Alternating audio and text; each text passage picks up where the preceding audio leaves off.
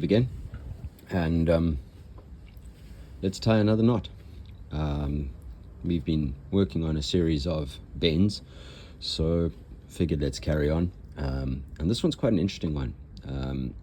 So I've known this knot for a while. It's commonly known as a hunter's bend, and I kind of recently found a really awesome book in a second-hand shop called The Ultimate Encyclopedia of Knots and Ropework. It's actually a book I've wanted for a while. It's by Jeffrey Budworth, and I was going through it the other day, and I came across the hunter's bend, and I wasn't really interested in the explanation on how to tie it.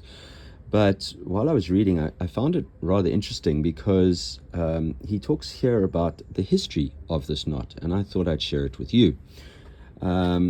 It's in his exact words, a young relative of the Zeppelin bend, and apparently probably its equal.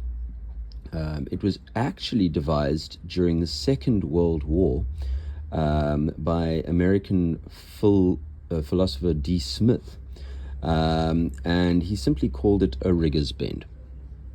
But English physician Edward Hunter rediscovered it in 1978, and the worldwide publicity that he achieved for the knot led to the establishment in 1982 of the International Guild of Knot Tiers.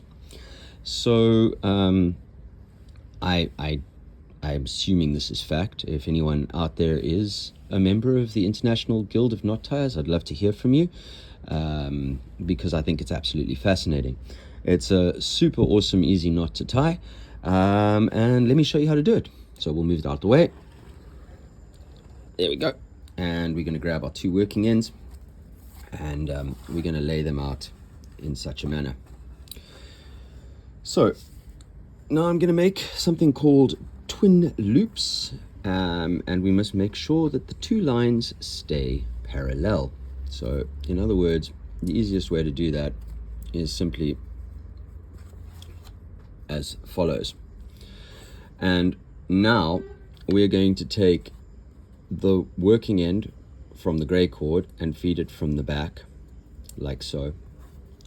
And we're going to take the working end from our yellow cord and feed it through the front, like so.